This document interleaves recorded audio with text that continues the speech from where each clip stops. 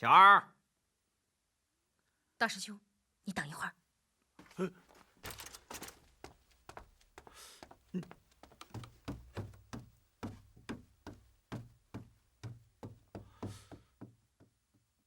1坛酒，2斤牛肉。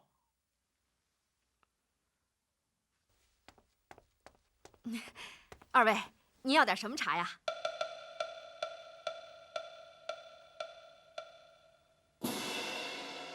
我这儿可有铁观音、龙井、毛尖还有普洱。你要点什么？说那么多干嘛？倒茶。哎，好。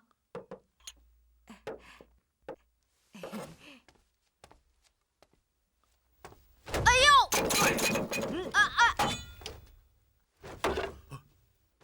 哎呦，对不起。哎呦，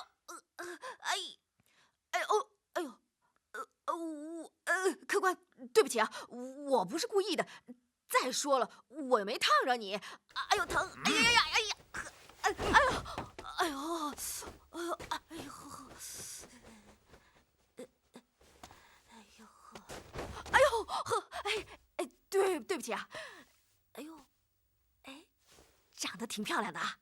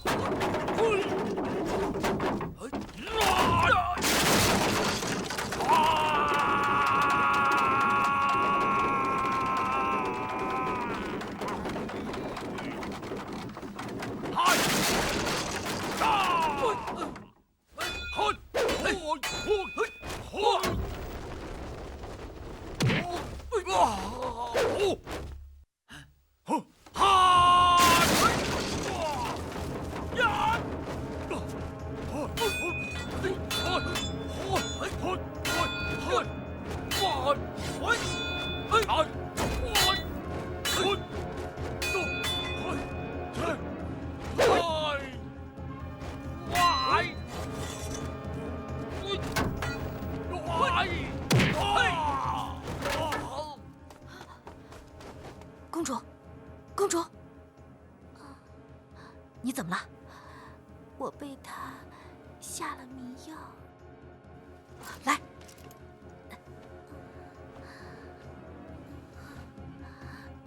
我们走，走。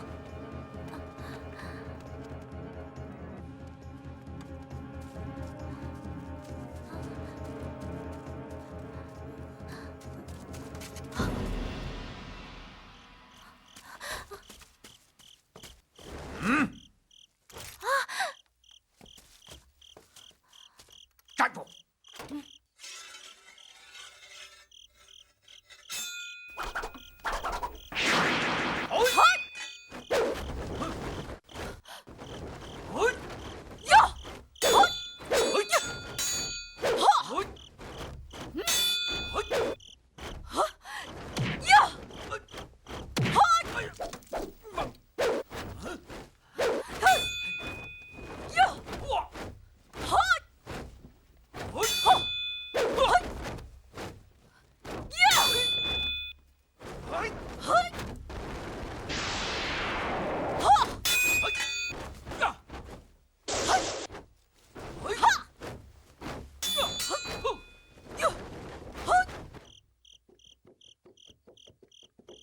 咦，四师兄，我看咱们就在这儿住下吧。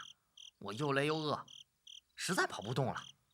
哎，对了，听说啊，这是到长安的最后一家客栈了，再不住下，往前就没得住了。好吧，我也又饿又累，住下吧。啊，四师兄，你武功全失，肯定比我更累更饿。哎呦，师兄，四师兄，你轻盈一点好不好啊？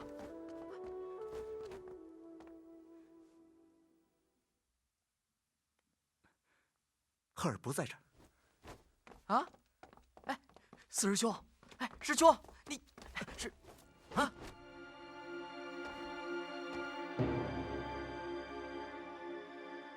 好痴情的和尚，来呀，公主在屋里，进来吧。呀呀！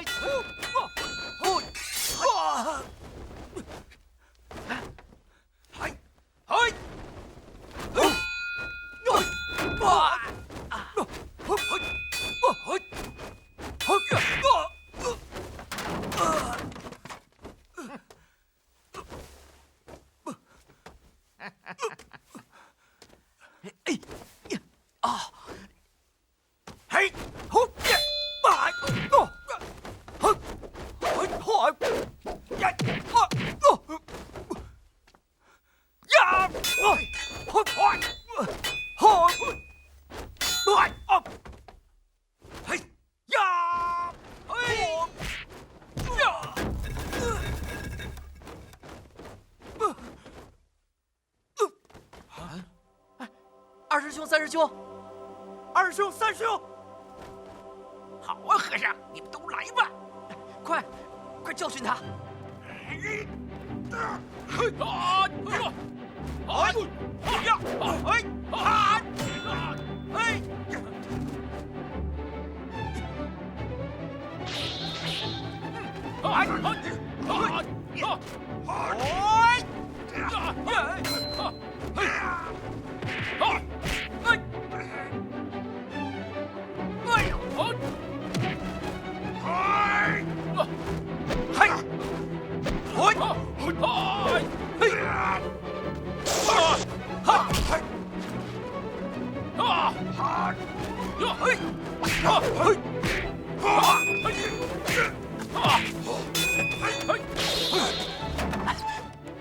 哎，我来救你们了。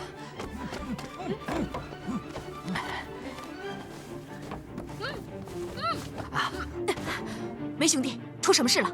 你们俩赶紧帮二师兄和三师兄，我去救公主。好。好。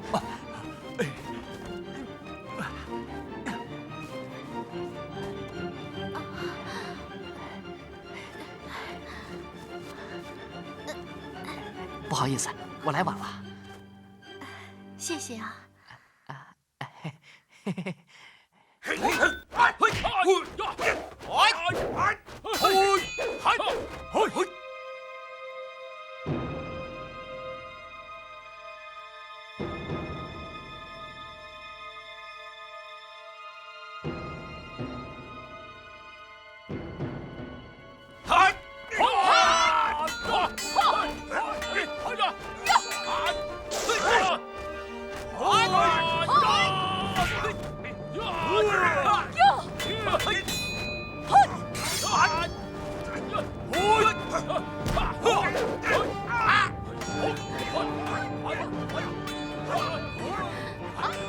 这边。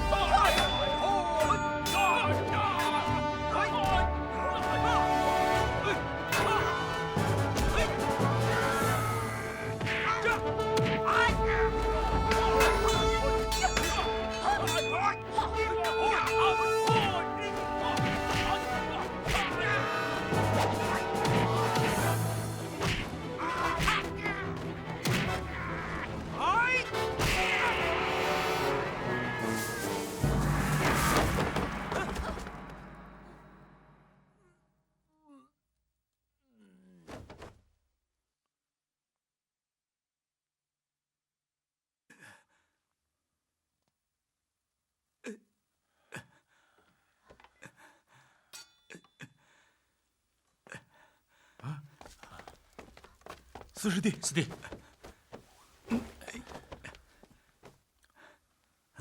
鹤儿呢？鹤儿呢？少林寺的和尚，全都给我跪下！公主，要不我杀了公主！你给我放开他！好啊，你敢上来，我就放了他。好。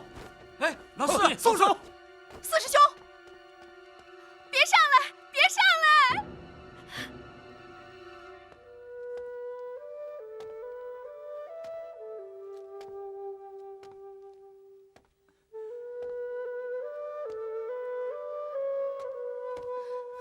汉成哥，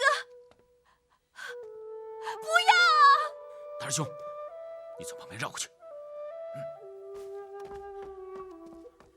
老三，你想办法让他后边去。好。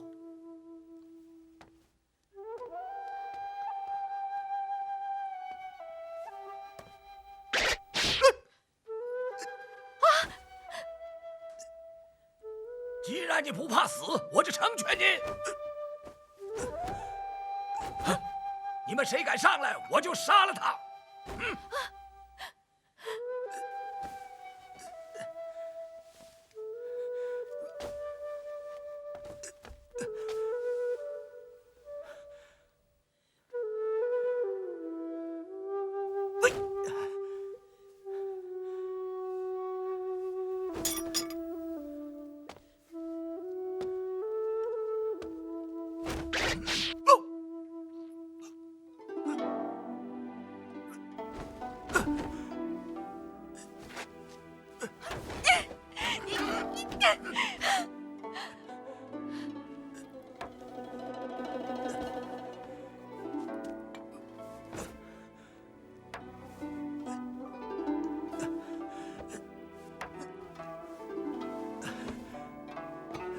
汉成哥，你快回去呀！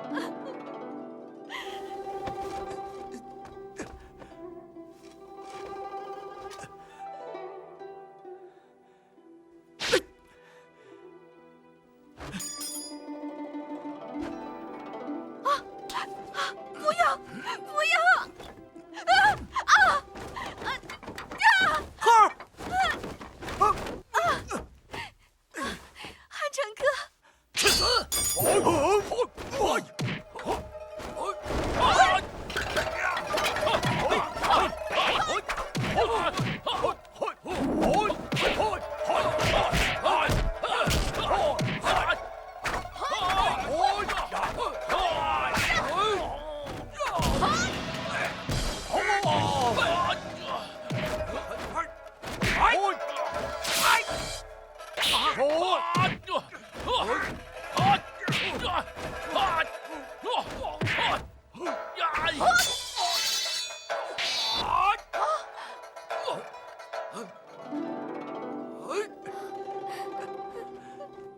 汉成哥，汉成哥，你受伤了。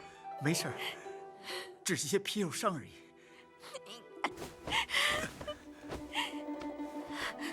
你还撑得住吗？我还撑得住，放心吧。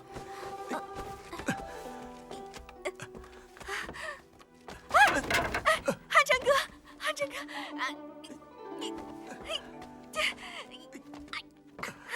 小心，小心，小心！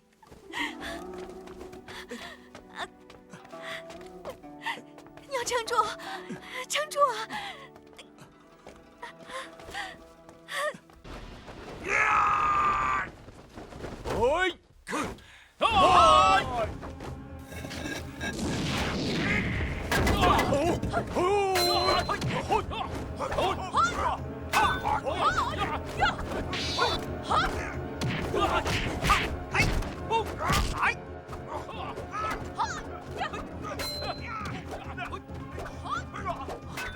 公主，公主，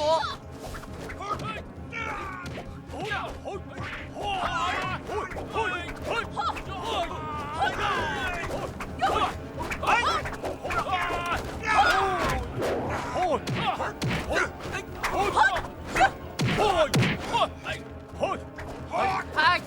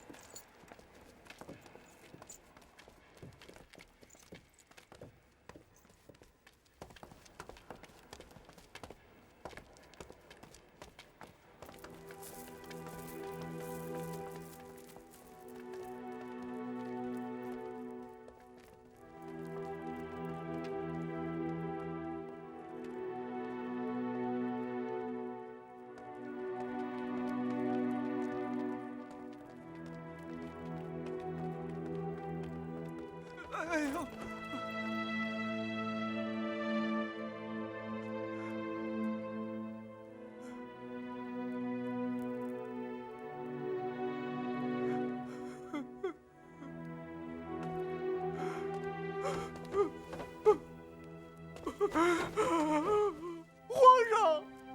皇上！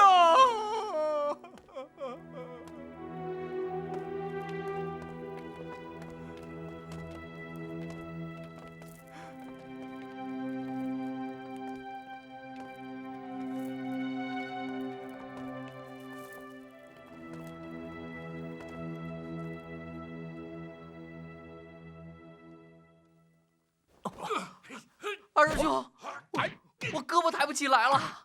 把手摁在地上，摁结实了，用全身的力扭动肩膀，用力扭。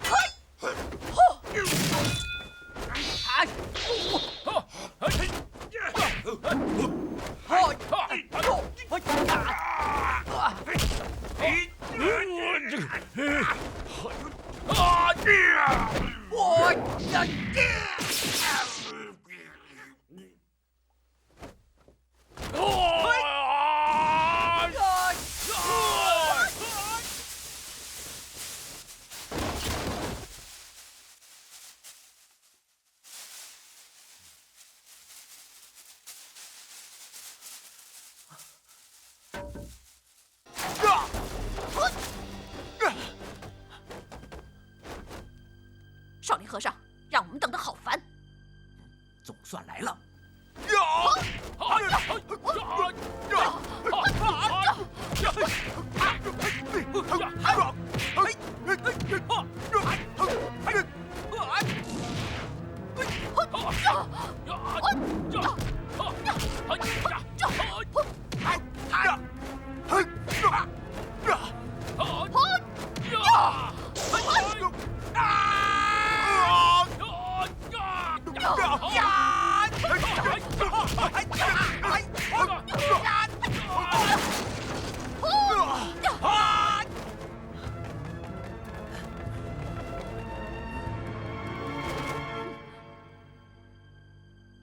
好身手，不愧是少林寺的和尚。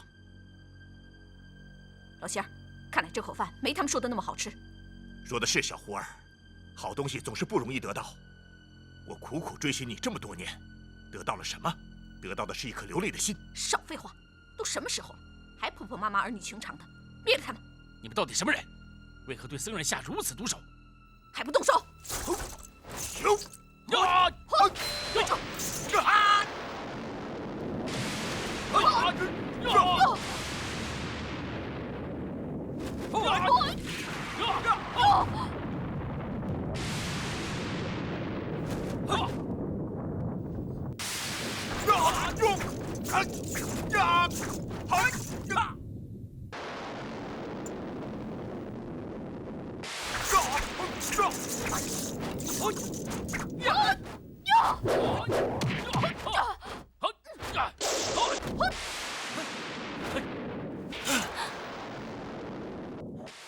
师傅他们会有麻烦，我们赶快回少林寺。你们猜的不错，少林寺已经被我们的人包围了，还不乖乖投降，免得送死！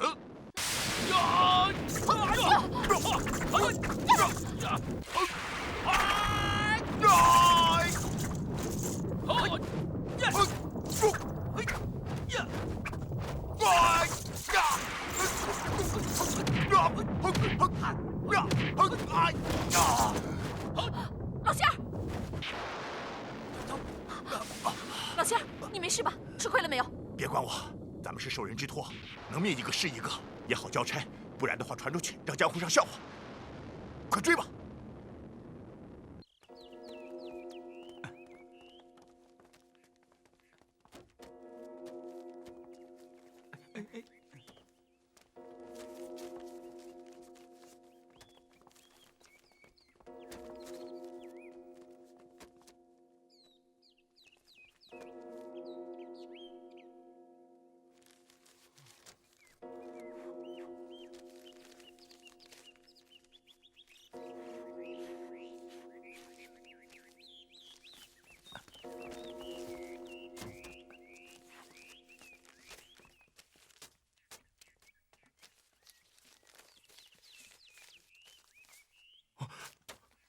阿弥陀佛，阿弥陀佛，阿弥陀佛，阿弥陀佛，阿弥陀佛，阿弥陀佛，阿弥陀佛，阿弥陀佛。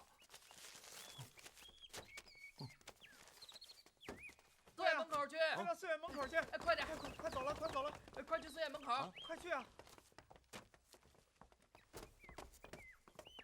快点！快到寺院门口去！哎，快走啊！快走啊！亏空啊，出什么事了？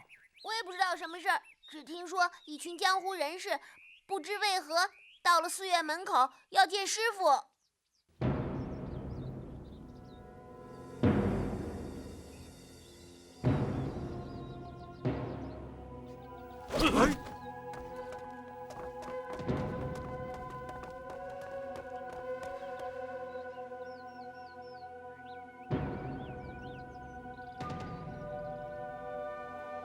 阿弥陀佛，不知道各位到此有何贵干？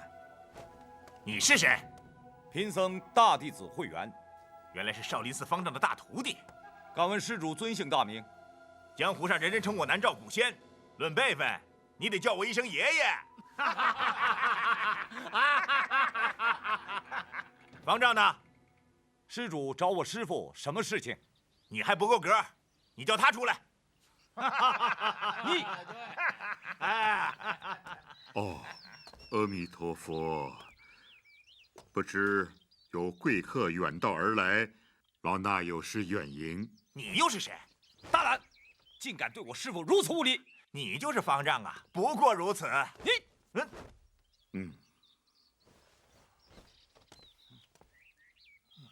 今天这么多人突然都来到少林寺，是不是少林有什么地方得罪了各位？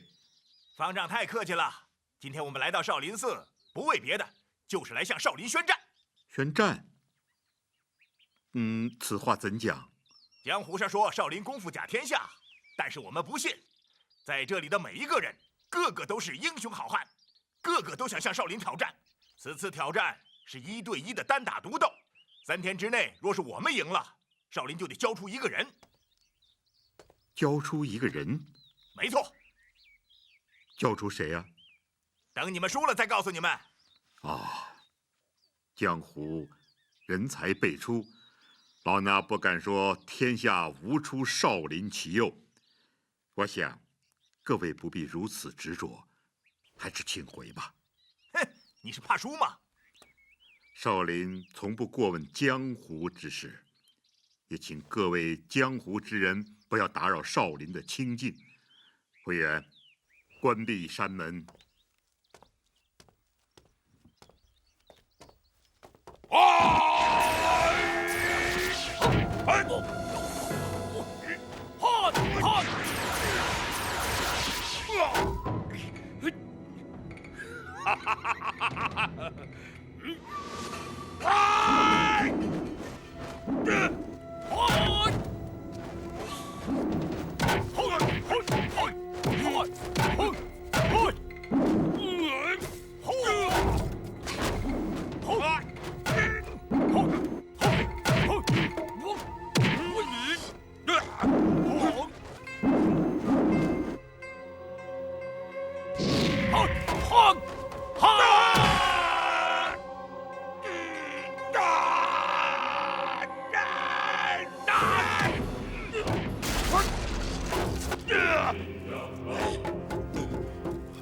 我叫童千金，你说你叫什么？贫僧法号慧远。好身手！刚才那2下不算，我们再来过几招。好，会员回来。你接招就是接受了我们的挑战。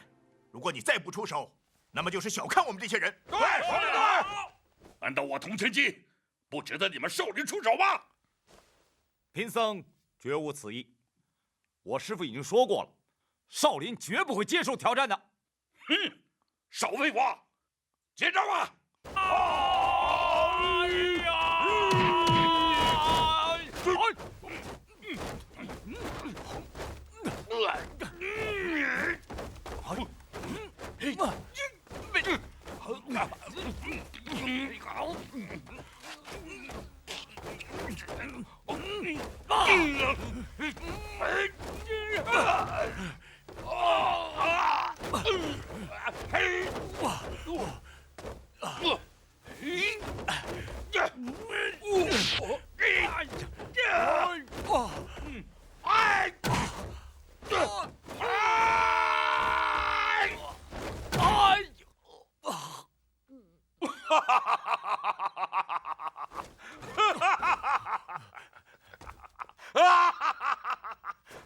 师傅，原来这就是达摩传下来的少林功夫。我看不过如此。别人说达摩祖师的功夫高强，我看大概也是这样窝囊，打不赢就跑。大胆狂徒，敢在佛门面前放肆，污蔑我达摩祖师！看招！少林金钟罩！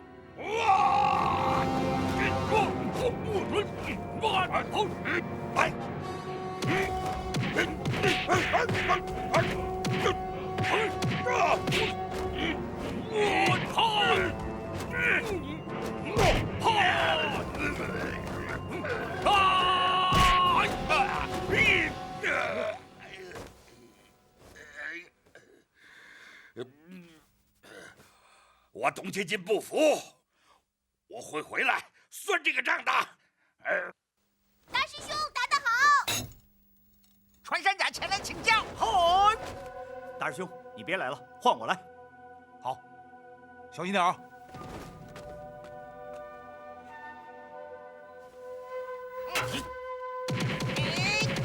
呀！嘿！呀！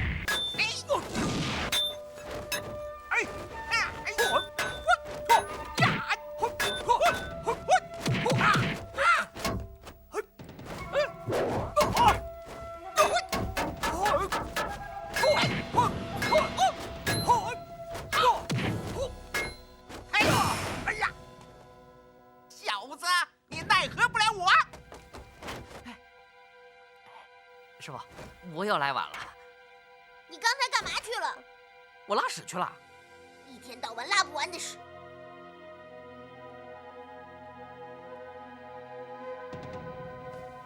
哎，四师兄好像奈何不了他，怕是要吃亏了。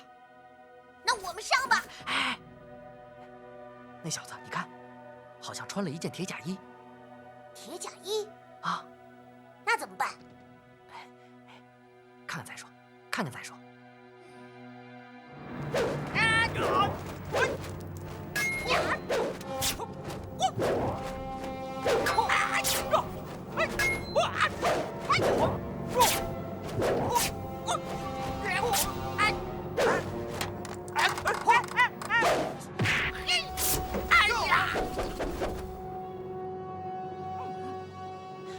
四师兄打得好！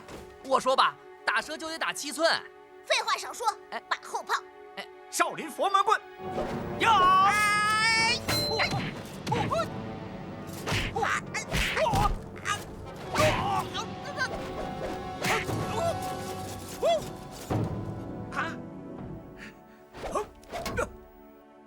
四师兄打得好，打得好！多有得罪了，气死我了！大家一起上，杀了他！不要惊慌，师傅，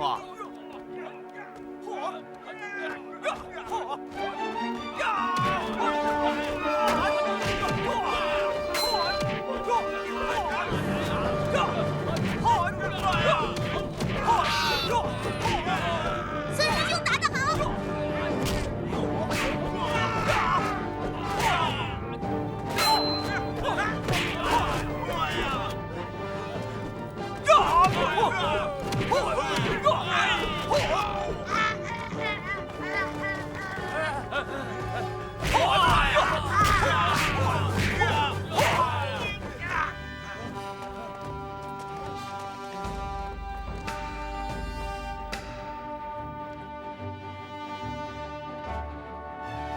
打得好。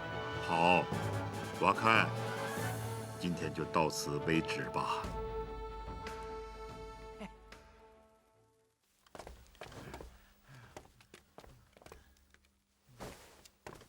哎，走了，走了，走了。我们路途遥远，赶路消费体力，比不上你们以逸待劳，这不公平。我们明日再战。明日再战。明日再战当然可以，但是请你们说出，今天你们到少林寺索要何人？要等胜了少林之后才可说出。为何？你没必要知道那么多，弟兄们，我们走。走。二师兄，我一直想不明白，咱们少林与江湖上素无瓜葛，为什么这次？别想了，不是快到家了吗？啊，可不是嘛，总算到家了。天天在寺里不觉得，这次出去才几天，还挺想他们呢。俗家人呐，以老牌子为家；咱出家人呐，以寺院为家。咱们这份感情啊，红尘的俗人是体会不到的。渴死我了，到哪儿找碗水喝？哎，前面有户人家。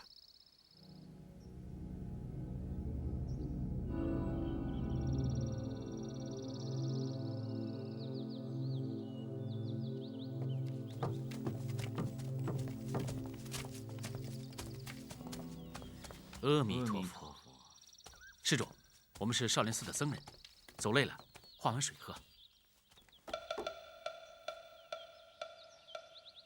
孩儿他娘，给客人上茶。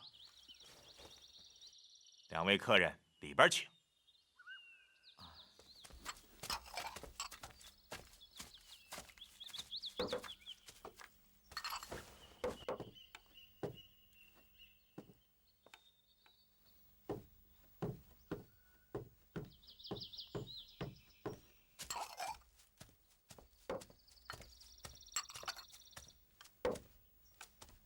多谢施主。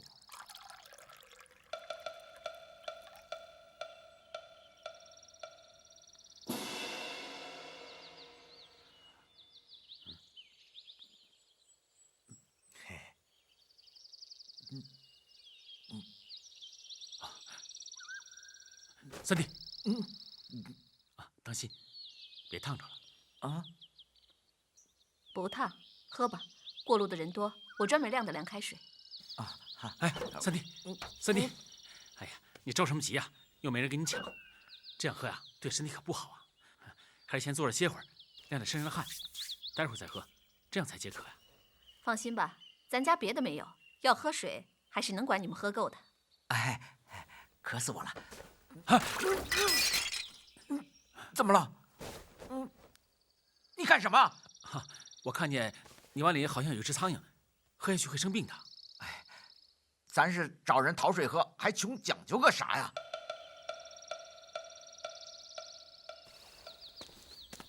你看，多可惜呀！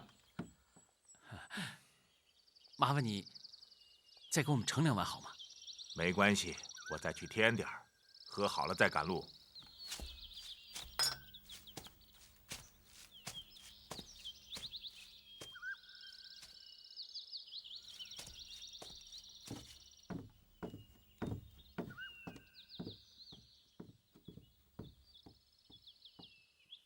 你看他们的眼神，不觉得眼熟吗？昨晚那2个男女，好像就是他们。哦，我还真没看出来，你怎么不早说？说什么都晚了，咱们赶紧走，赶快运用内功把毒逼出来，装作什么事也没有，一定别让他们看出什么来。慌什么？我刚提了水，再喝点儿。不了，我们赶路要紧。和尚，太不通情理！老子招待你们喝水，连个谢字都不说，就想走？多谢施主。谢晚了。倒！你也给我倒！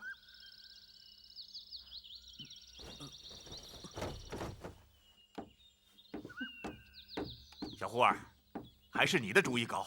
这一次，我们不但能讨来解药，还能得万贯赏钱，够我们半生逍遥了。老仙儿，这次是你的头功，你演得真像，像极了。瞧你说的，你是头功。我说你是头功，你就是头功。那我就头功吧。小胡儿，谢了，你也难得夸我一回。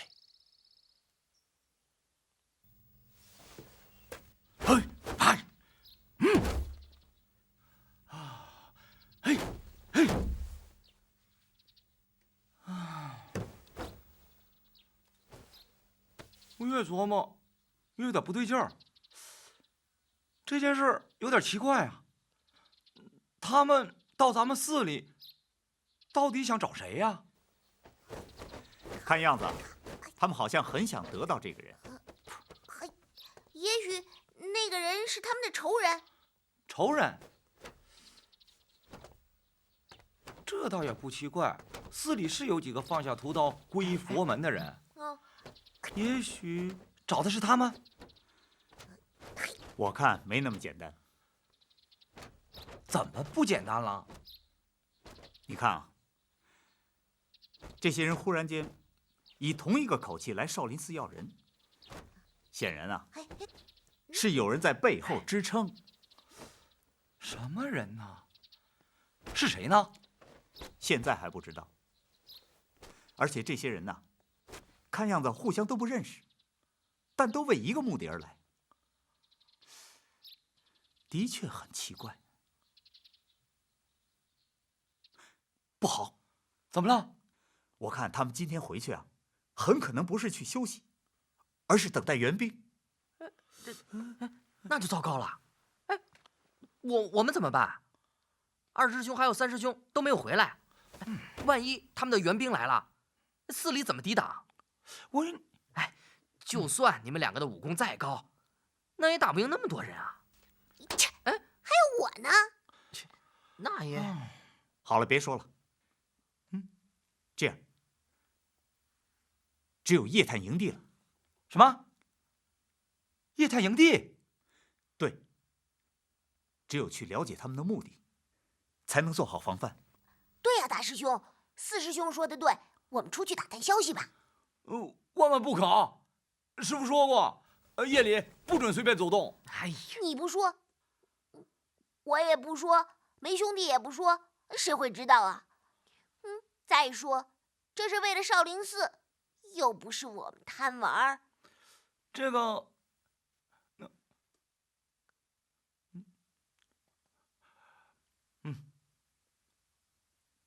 好吧，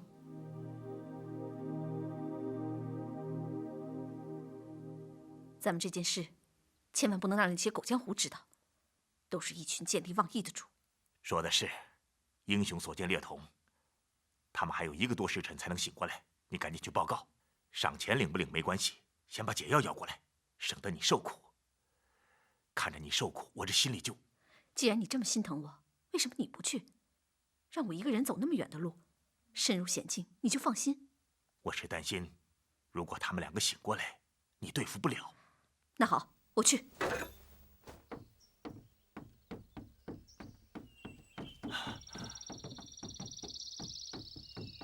小胡儿，路上小心。老仙儿，我真不愿意离开你。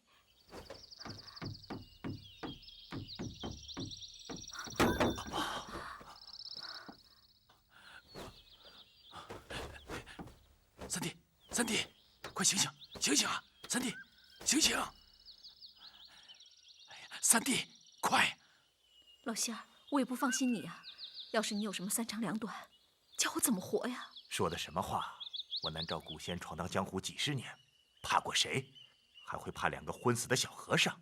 笑话！去吧，快去快回。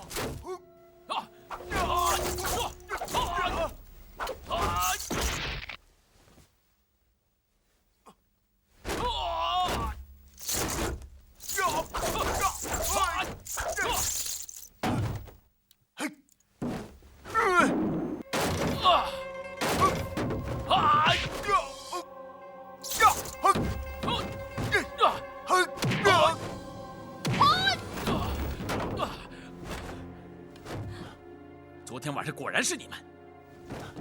正是，昨晚没有杀了你们，今天你们又跑来送死，就别怪我出手无情了。我少林与你们何冤何仇？为何苦苦追杀？还请给个明示。冤仇的事与我们无关，我们只是受人之托，快来送死吧！还啰嗦什么？灭了他们！你们到底什么人？爷爷就是南诏古仙，怎么，你没有听说过？这么说，爷爷的这根骨鞭你也没有见过了？好狠毒的鞭子！告诉你，这是用人的骨头做的鞭子。姑奶奶雪地白狐！雪地白狐？我看你是雪地白鬼！哼，你觉得爷爷这骨鞭耍的怎么样？用人骨做器，也是邪恶；就是耍的再好，也是枉然。你不觉得我这招招毒辣吗？可惜是一条毫无生命力的鞭子。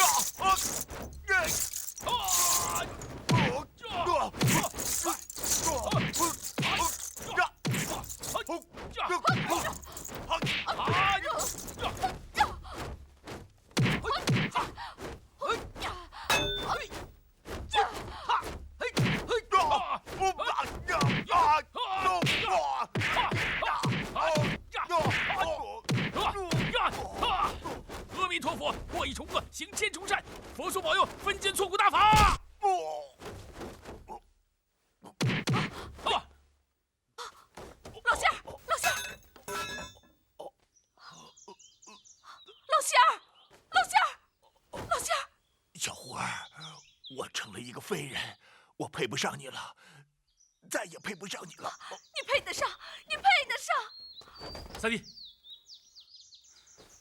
我用分级错库法废了他的武功，从此他不能再害人了。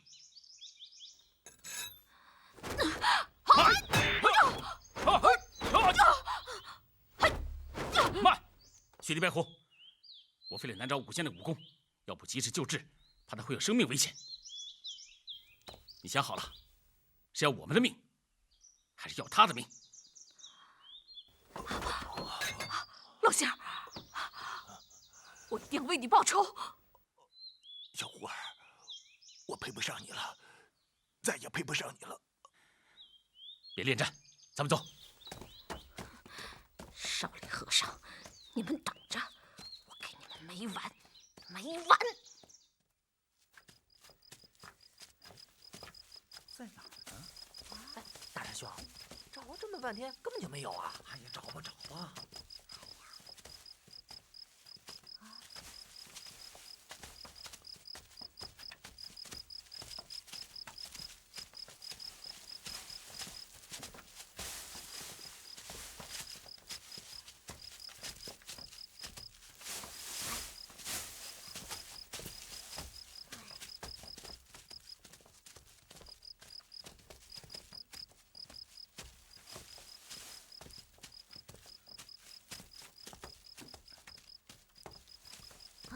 你们看啊！哎，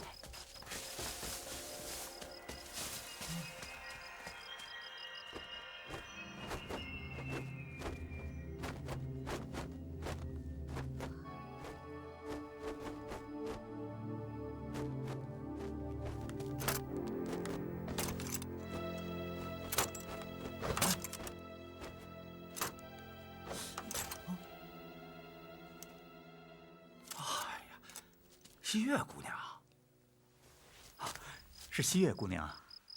西月姐姐，出什么事儿了？我们也不知道，我们正在找答案呢。可是我们也无法靠近他们呢。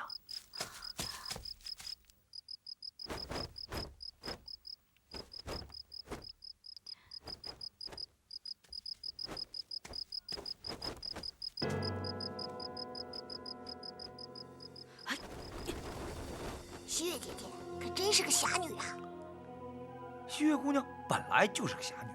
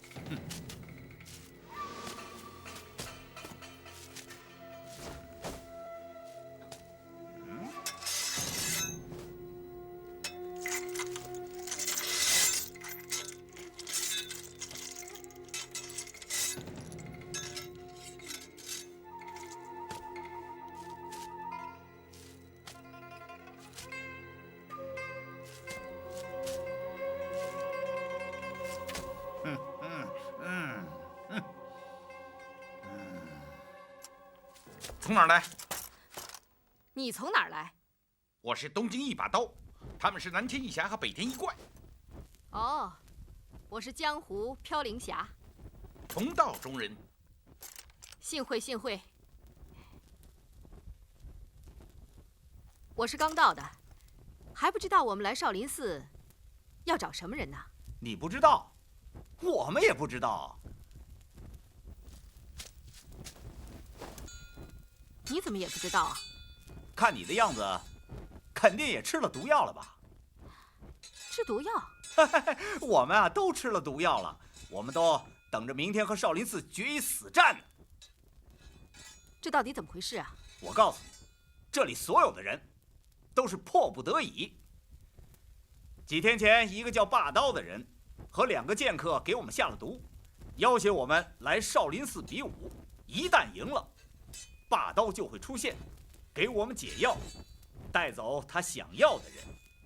他们到底想要什么人？把刀说整个少林寺只有方丈知道此人的下落。嗨，我们也不管这些了，我们只想明天早点打败他们。师傅，他们到底是什么人？您告诉我们。如果他们是来寻仇的，我们也可以把这个人转移到安全的地方。师傅，慧忍说的对。不要说了，为师自有安排。明天一早，紧闭山门，谁都不得出去应战。师傅，为什么？为师让你们下山，是让你们化缘去了，是磨练你们的意志。谁让你们招惹是非了？师傅，我慧师，明天一样，去到藏经阁受罚。师傅，真的不怪我们呐。你们呐，未逞一时之快，啊，争强好胜和江湖人士去比武。你们知不知道，你们这样做，会给我们少林寺带来怎么样的灾难？师傅，此话怎讲啊？你们自会知道。听我的命令，明天紧闭山门。哎呀！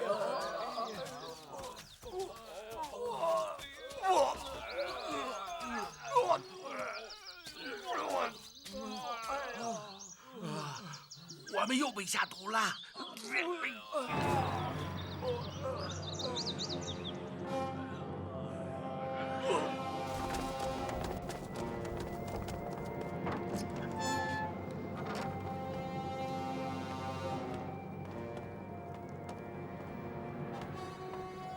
各位施主，少林寺内并没有你们想要找的人，而且寺内的任何人都不会接受你们的挑战。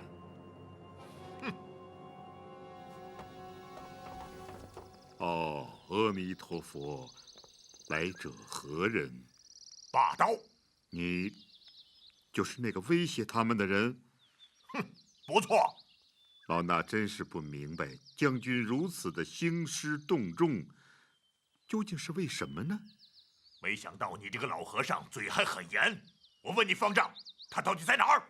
报道，你到底想找谁？好吧，我告诉你们，我就是奉当今皇上之命，前来找寻魏超王子元觉。哦，魏超王子早已经死了。死了？我听说他藏在了你们的少林寺。不错，他是来过少林寺，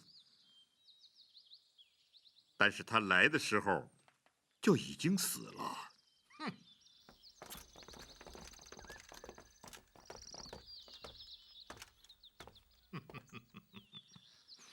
我不相信。你信也罢，不信也罢，如今世上早已没有元觉这个人了。可是皇上信吗？我把你抓回去，让皇上直接问你。这可是皇上的旨意，我劝你还是识相点儿，别耍什么花招。3天之内交出魏超王子，不然的话，少林寺将有一场灭顶之灾。你们都给我听着，这几天给我看好了，放走一个少林和尚，你们一个别想活命。八爷高兴。关上寺门，任何人都不准出寺一步。方丈老儿，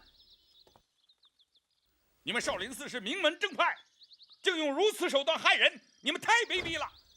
此话怎讲？请你说清楚一些。你们自己看吧，把人抬上来。方丈，你这个疯子！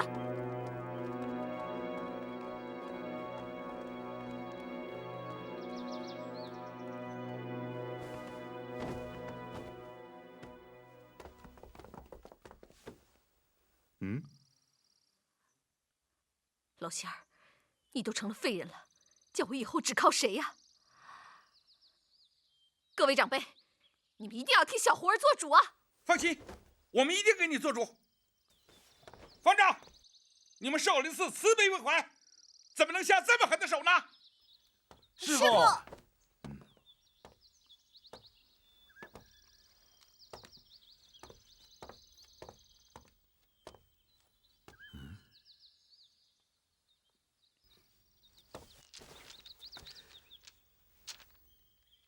这是谁干的？我们已经打听清楚了，就是你的二弟子慧石。来，把那个逆徒给我带过来。师傅，把他带来。大师兄，去吧。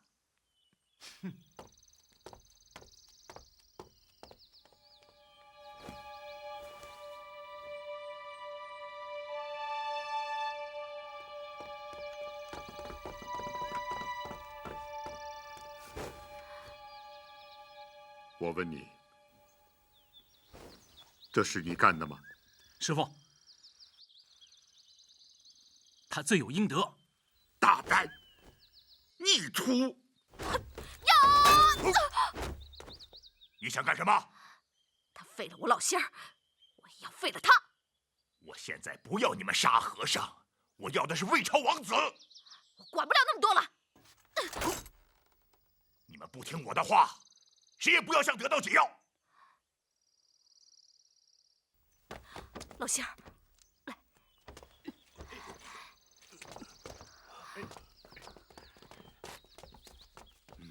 来呀，请打魔杖。师傅，慧远，你是为师的大弟子，出现了这样的事情，按照寺规，你应该知道怎么样的严惩。把大魔杖请来。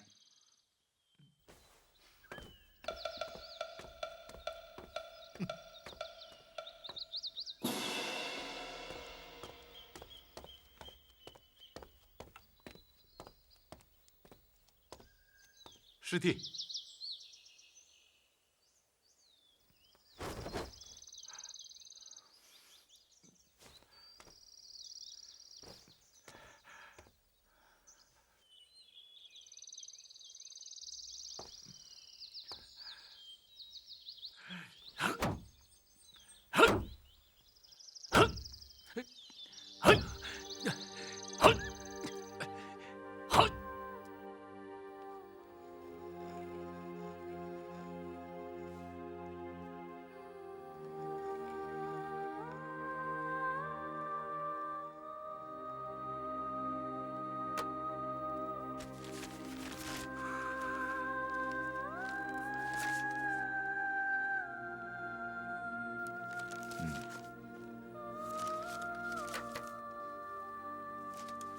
好了，你起来吧。徒儿违反寺规戒律，惹师傅生气，没有师傅的原谅，徒儿不敢起来。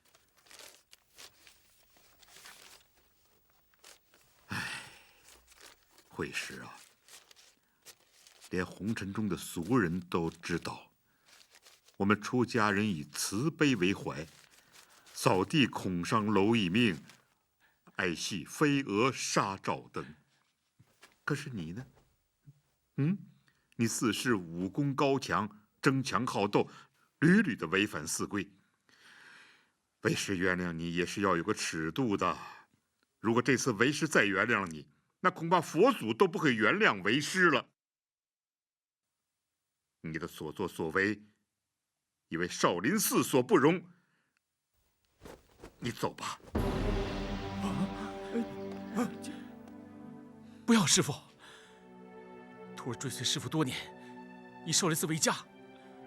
师傅让徒儿上哪儿去啊？如果师傅真的不原谅弟子，弟子宁愿一死，也绝不会离开师傅和少林。好了，你我师徒缘分已尽，你不要再多说了。师傅，师傅，师傅，师傅！怎么？你们都敢不遵师命啊？师傅，弟子愿代慧石受过，请您留下他吧。你们谁要是再为慧石求情，请求留下这个逆徒，那为师同样不认你们为弟子，好不好？同样你们都离开少林寺。师傅，师傅，师傅，师傅，师傅，师傅，师傅。如果你真是不愿意还俗，为师给普宁寺的方丈写了一封信，你拿着这封信去见他，他肯定会留下你。你自己也要好好忏悔自己的罪过。不要，不要，师傅。好了，回去抓紧打点行李，赶快上路，啊！师傅，不要啊！徒儿不能离开师傅。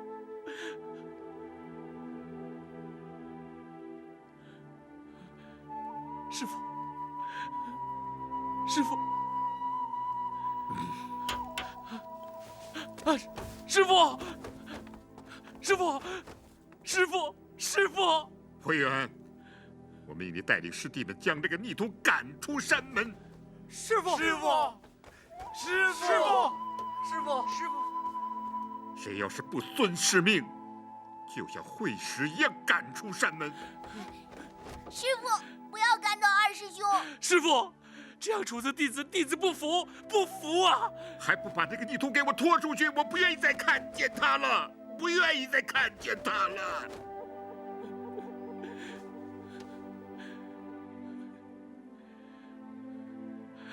师傅，师傅，师傅。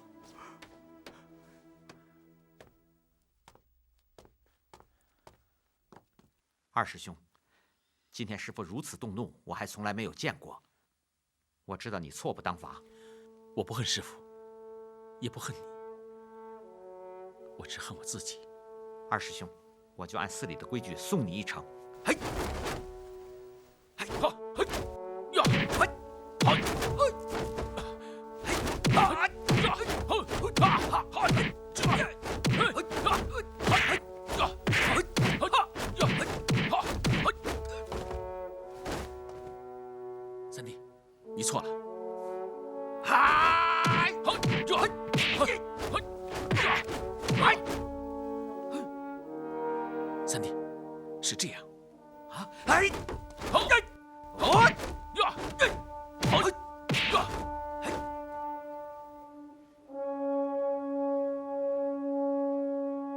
好，哎呀，好，好，呀，哎呀，哎呀，三弟，你又错了，哎呀，哎呀，好，哎呀，啊。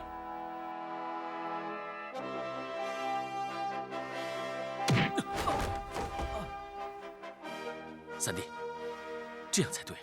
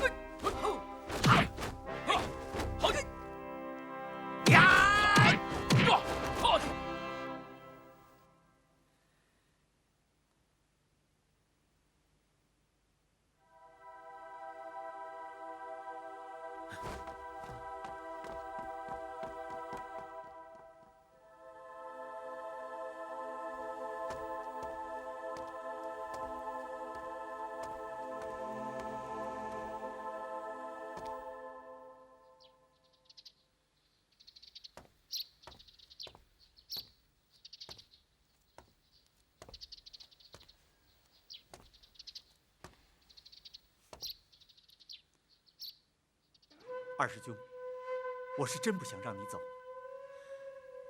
谢谢师弟。接招吧！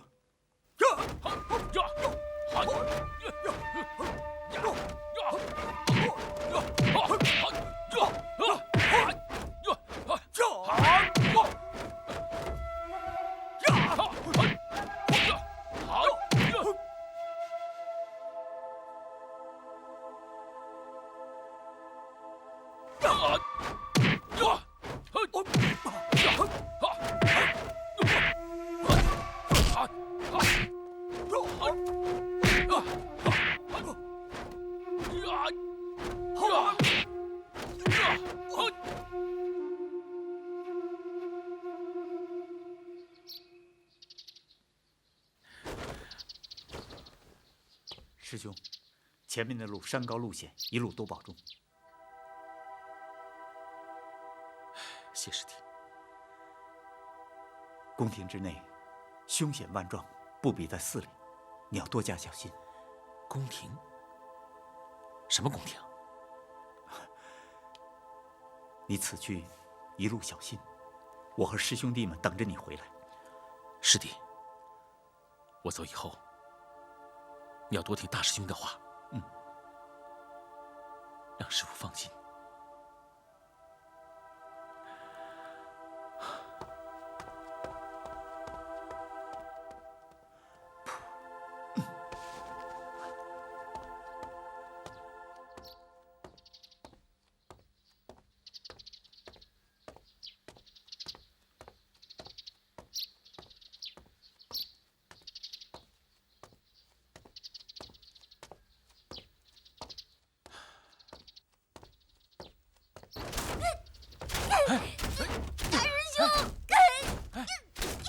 慧空，你，慧空，二师兄，慧空，慧空，听话啊！二师兄，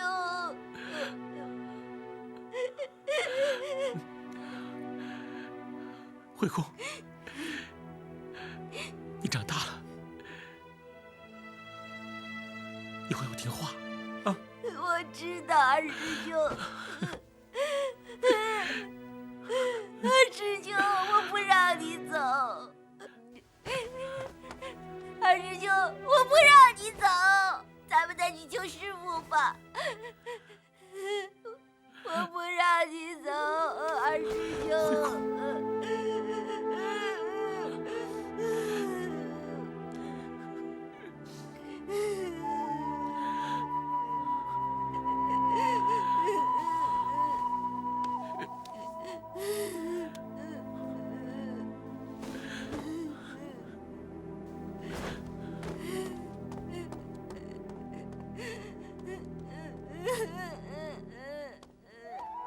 二师兄，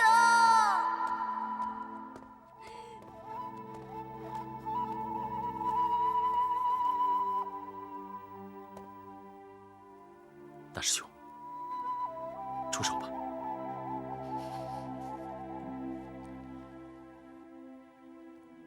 师兄，师命不可违，你就出手吧。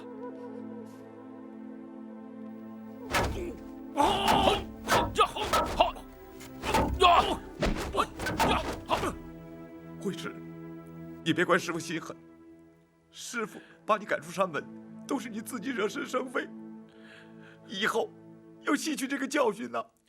大师兄，我走了以后，你们要好好照顾师傅。师傅要我3长2短，我拿你试问。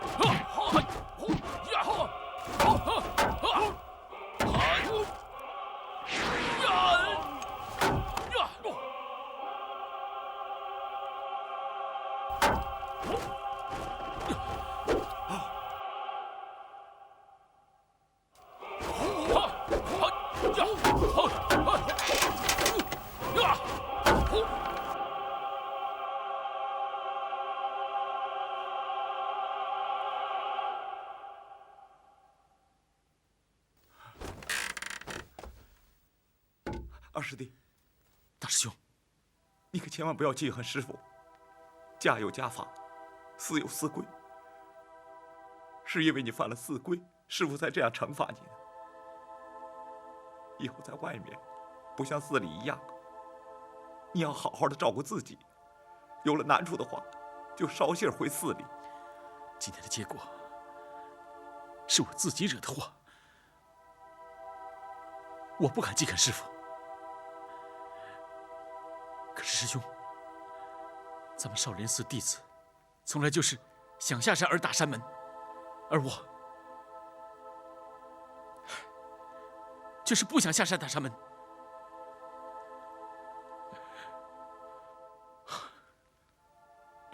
二师弟，走好。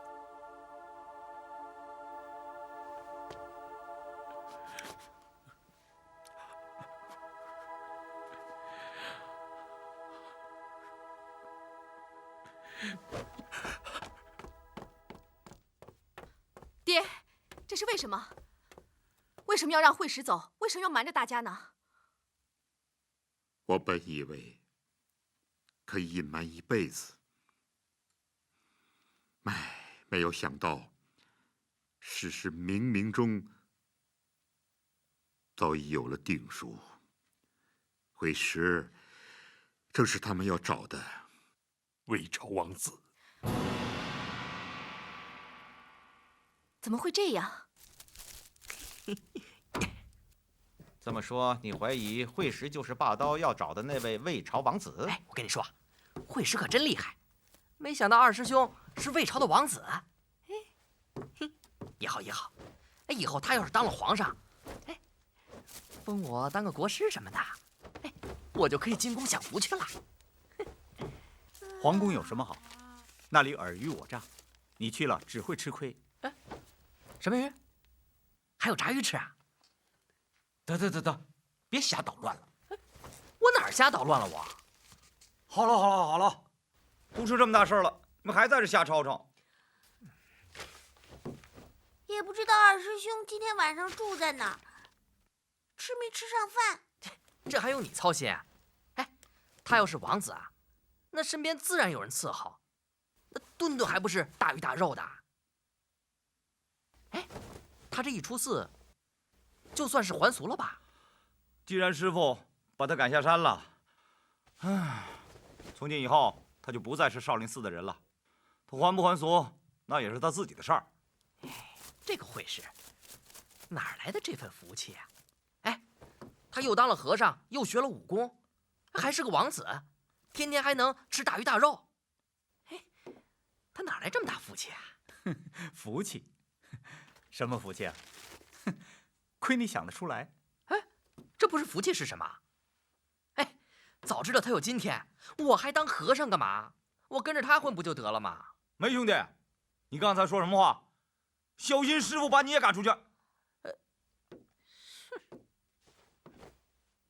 我觉得二师兄早晚还会回来的。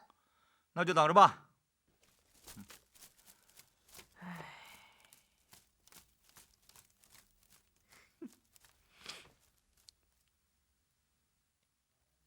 10多年前，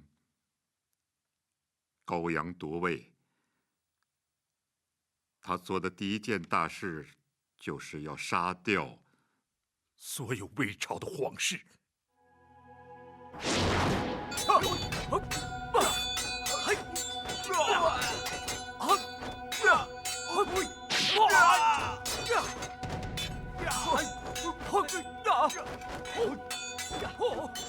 负责这项任务的是一个叫杜哲的将军。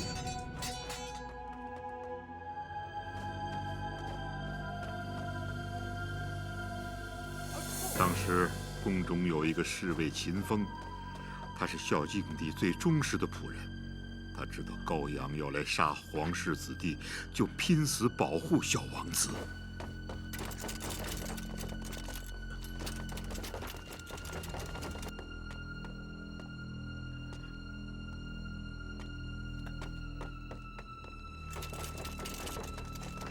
给我搜！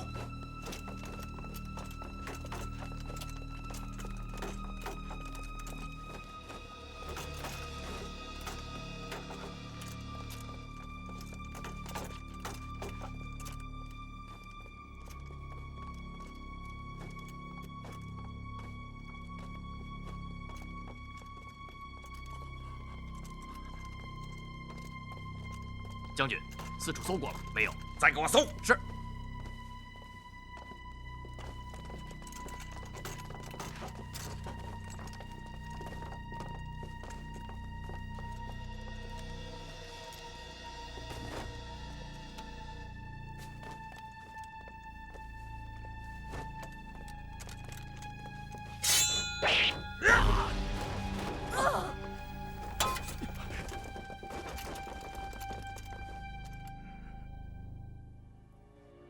你叫什么名字？你这种不忠不义之人，没有资格知道我的名字。告诉我你叫什么名字，我好为你立块碑。呸！假仁假义，你要知道我的名字。好，我告诉你，我叫秦风，是皇上的侍卫。一个侍卫，非亲非故，这也值得你这样替他卖命吗？秦风的命早已不是自己的了。小时候闹瘟疫，家里人都死了。如果不是孝敬帝，我恐怕早就没命了。从那天起，我就发誓，今生今世要对孝敬帝一家忠心耿耿，没有二心。可是现在是高阳的天下，他的势力强大，你就不怕？你难道忘了“威武不能屈”这句话吗？就算高阳的势力再强大，为了情义，也不能向他屈服。我感念恩情，为了情义，我宁愿以死相报。难道你真的愿意死？秦风死而无憾，我就是下了地府，也绝不会忘记你这个小人。住口！我一定会上来找你，让你不得好死，让你子子孙孙都受到世人的唾骂。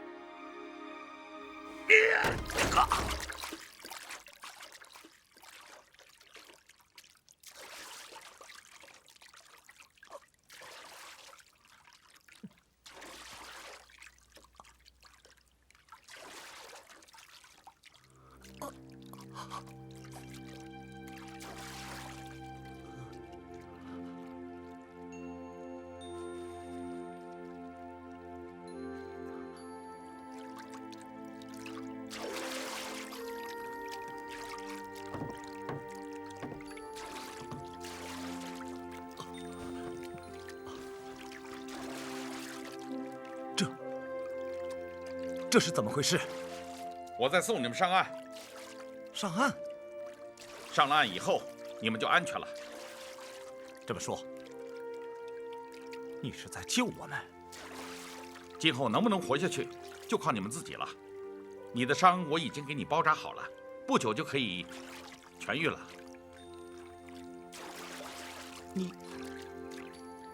你不是奉命来杀我吗？我只是不想做一个不忠不义的人。你放心，现在没人知道你们还活着。靠岸之后，你们就赶快上路吧。感谢将军不杀之恩。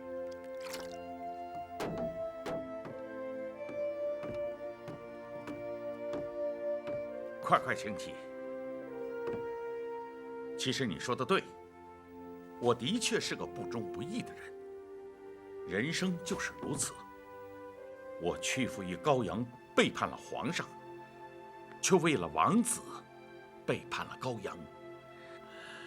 杜某实在是万劫不复啊！但是人生在世，又怎么可能面面俱到呢？但求一个问心无愧。杜将军，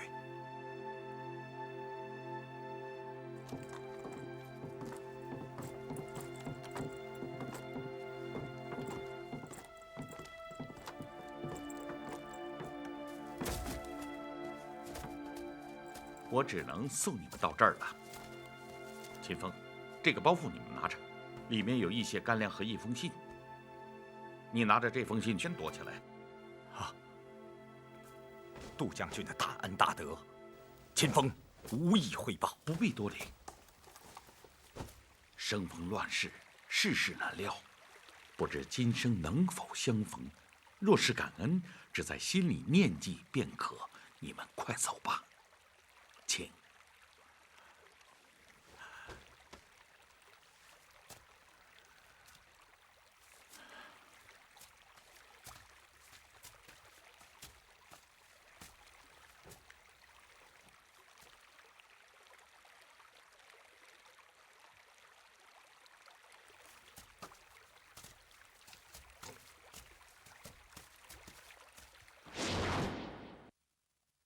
就这样，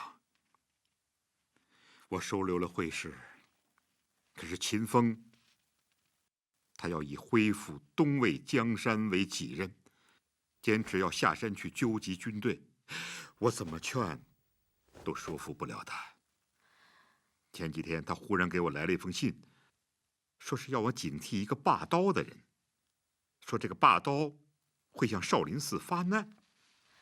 你让慧石出去化缘，就是为了让他躲避这场灾难。是啊，可是你看，没想到他在化缘的路上又惹出了事端，结果他一回来，这个叫霸刀的就堵着四门要人，躲来躲去，哎，还是没有躲过这一场祸事。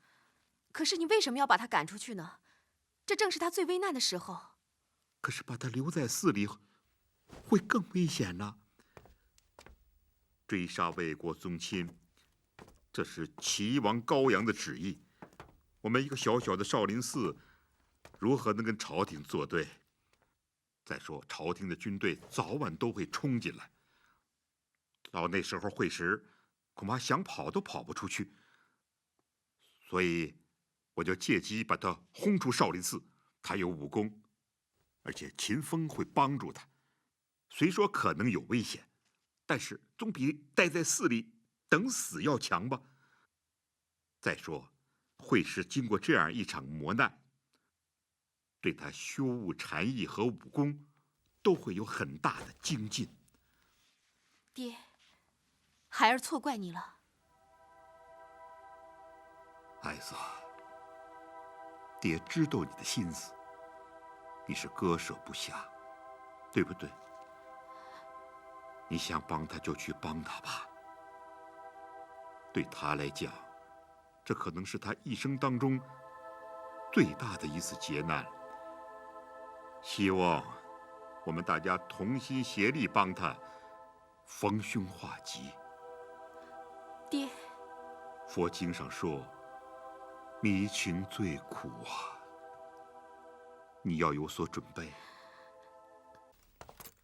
本王让你查找魏朝王子的下落，你查了没有？已经半个多月了。回王爷，小的已经查到了，就是少林寺方丈的二弟子慧石。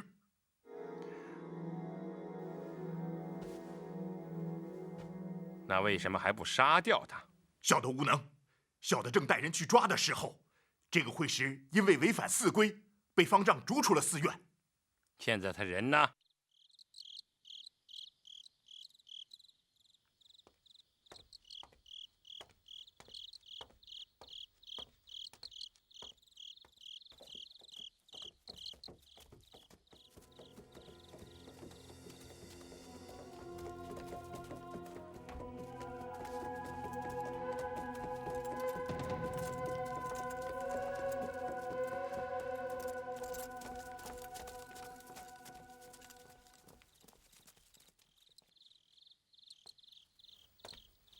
小二，来点吃的。哎，来了，您请。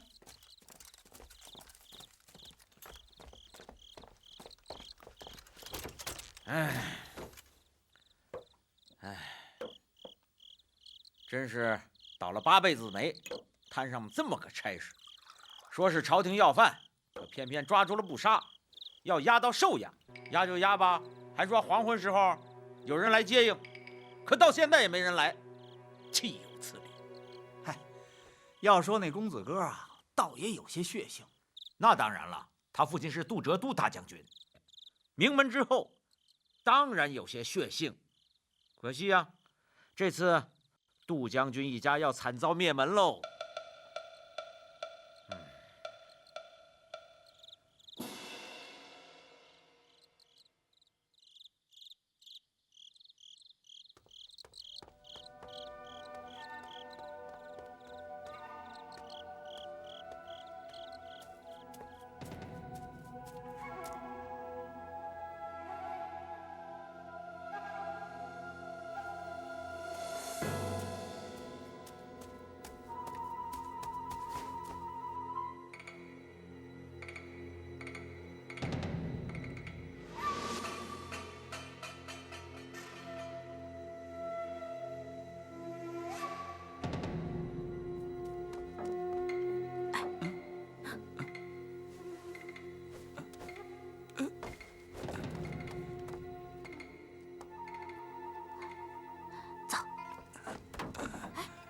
是干什么？快走啊！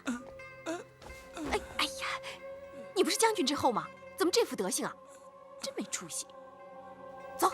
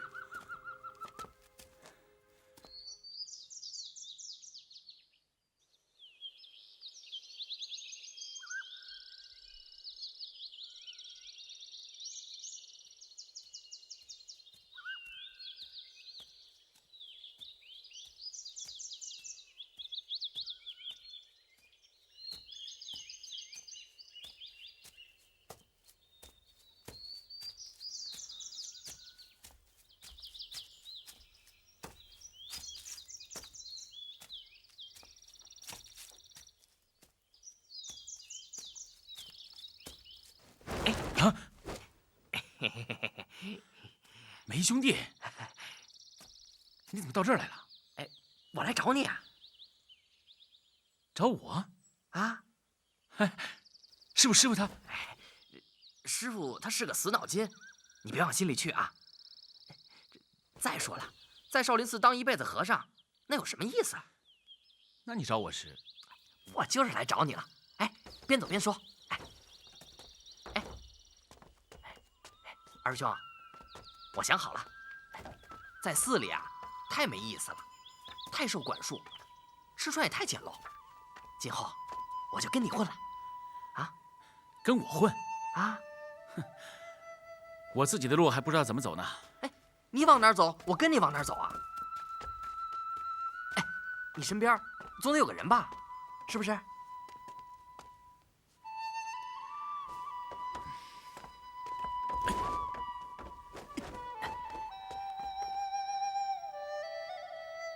往哪儿走？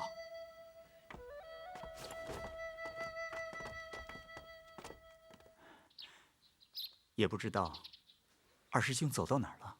官兵们在追二师弟，二师弟一定很危险。师傅为什么要赶走二师兄啊？江湖人士也在追查二师兄，他肯定很需要帮助。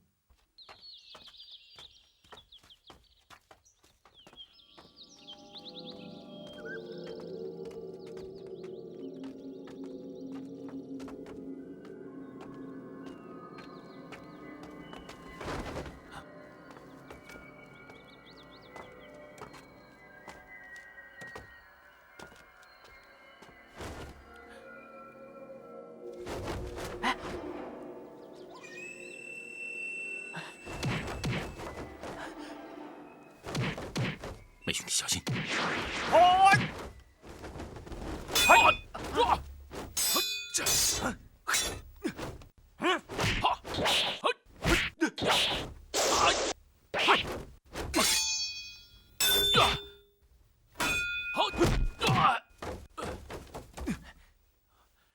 栾胜兄弟，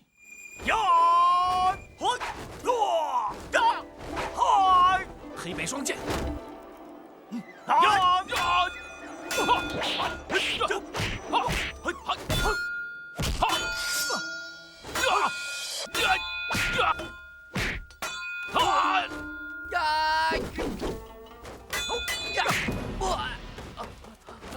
梅兄弟，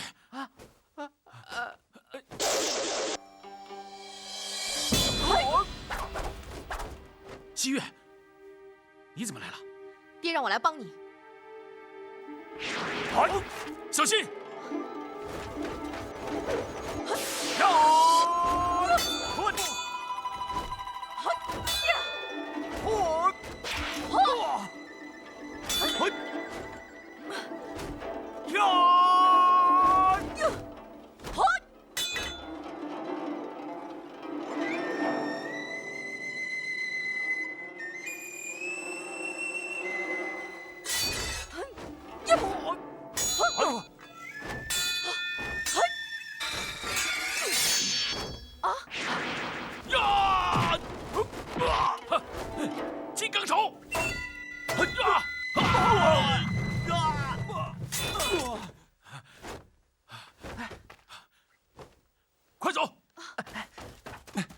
别追了，他们跑不掉的。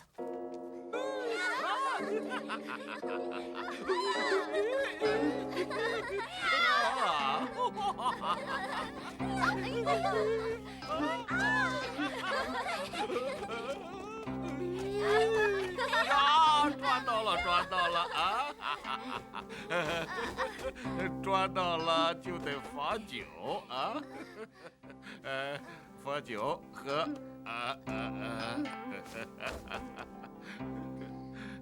怎么样？高不高兴？高兴。高兴，高兴就得乐呀啊！你们高兴吗？高兴，皇上。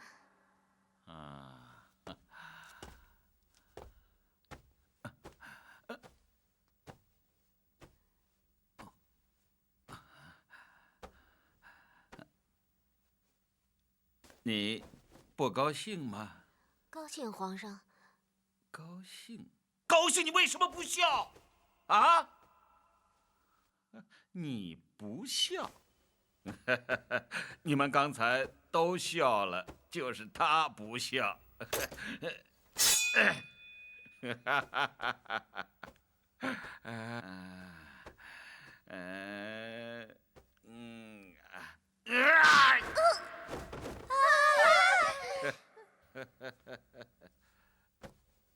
都不许笑！我高兴，你们就得高兴；你们高兴，我就高兴；你们不高兴的话，我就要他的命。高不高兴？啊？哦，笑笑笑啊！哈哈哈哈哈哈！竟敢比我还高兴！啊！你为什么显得那么不高兴啊？你竟敢不高兴！住手！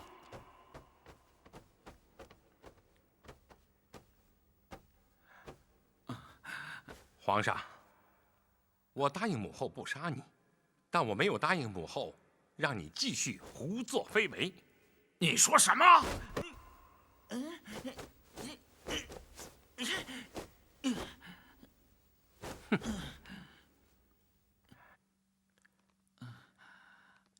今天我来就是知会你一声，魏朝王子的事情有下落了。什么魏朝王子？哼，你无需知道。他们已经举兵造反，但你不要害怕。我已经有了全盘的计划，很快就可以把他们一举歼灭。我不怕，我是大齐的皇帝，我怕谁？皇上，现在天下是你的，但在你100年之后，天下就是我的。我不会把高家的天下让别人夺走。你们走吧。你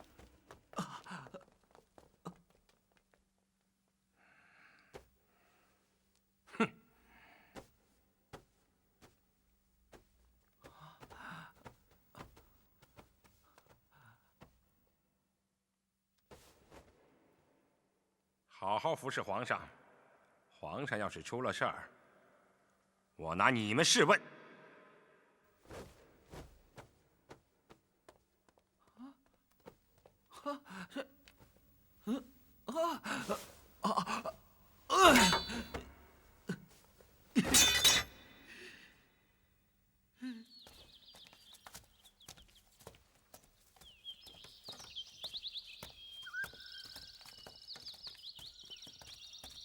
来，坐会儿。哦。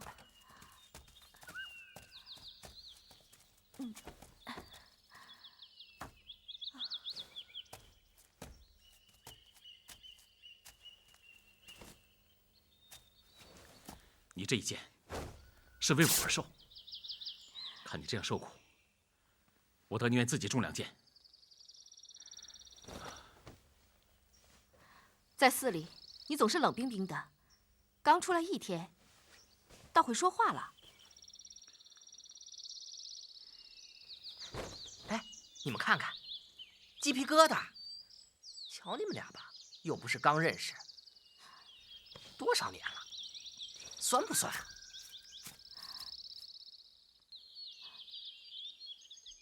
哦，对了，我昨晚救了一个人，好像跟你有点关系。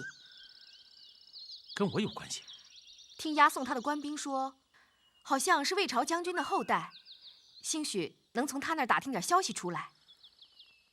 人呢？大概是刚才咱们打斗把他给吓坏了，不知道躲到哪儿去了。这个人啊，一点也不像将军的后代，胆子小得很。我去找找看。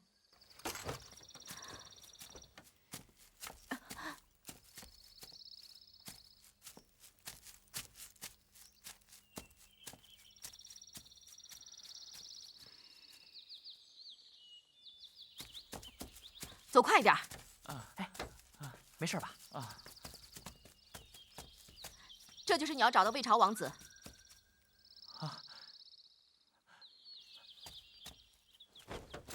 太子殿下。快起来说话。太子殿下，我叫杜瑾，我爹叫杜哲。你是杜哲将军的儿子？原来是恩人之后啊！快起来说话吧。来，杜伯伯他还好吗？我爹被高阳那个狗皇上给害死了。我一定要为我爹报仇，我一定要为我爹报仇。太子殿下，我求你帮帮我，我一定要为我爹报仇，我一定要为我爹报仇啊！我要为我爹报仇啊！我听说你被官兵抓了去，是怎么回事？是秦风叔叔让我去少林寺找你。秦风叔叔？他让你找我？可没想到，在半路上被他们给抓住了。我禁不住严刑拷打，就招了。后来幸亏那位姐姐救了我。秦风叔叔，秦风叔叔在哪儿啊？离开的时候，他和8000义军驻扎在轩辕关外。轩辕关。你还记得来时的路吗？记得。走，带我们去。好。小的带人沿路追杀，好像总有人在暗中保护这个会师，都让他逃脱了。没用的东西，奴才无能，请王爷降罪。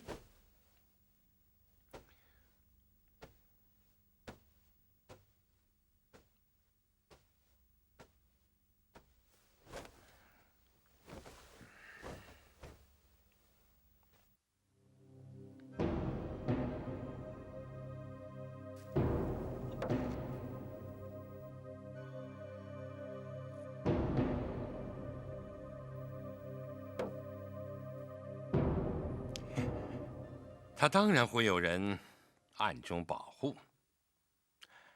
自我朝立朝以后，魏氏宗亲和他们的旧部一直复辟之心不死。过去，本王也没怎么把他们放在心上。可现在不同了，虽说本王已经答应母后不杀皇上，但本王登基只是迟早的事情。我一定要在登基之前取掉这块心腹之患，所有的魏氏宗亲和一切反叛势力必须要全部铲除掉。本王不能那样宽容了，宽容就是软弱，就是无能。你明白这件事情对本王的意义吗？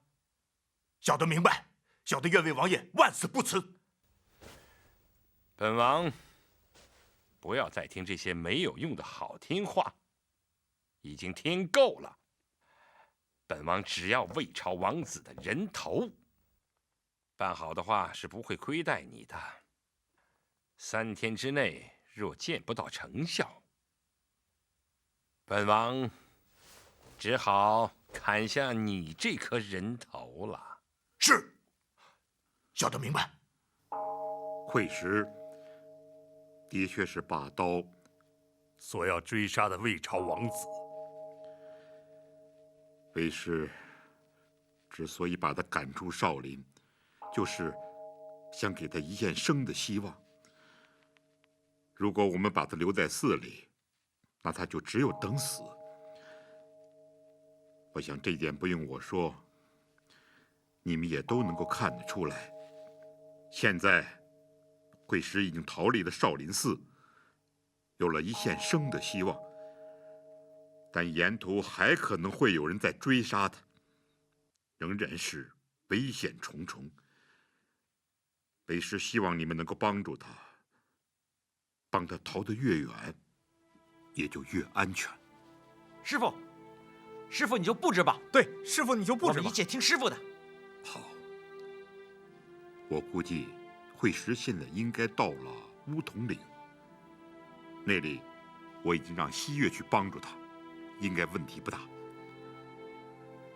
慧奴、慧公，你们2个于明天赶到樱桃沟，帮助惠石打一阵。千万不可恋战，只要惠石脱离了危险，你们就马上离开。是，师傅。是，师傅。那个被少林寺赶出去的魏朝王子，离开有多久了？已经有2天了。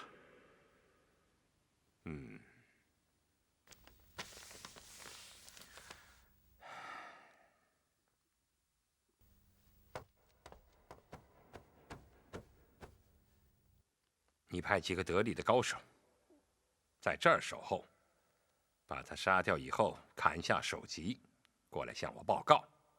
是。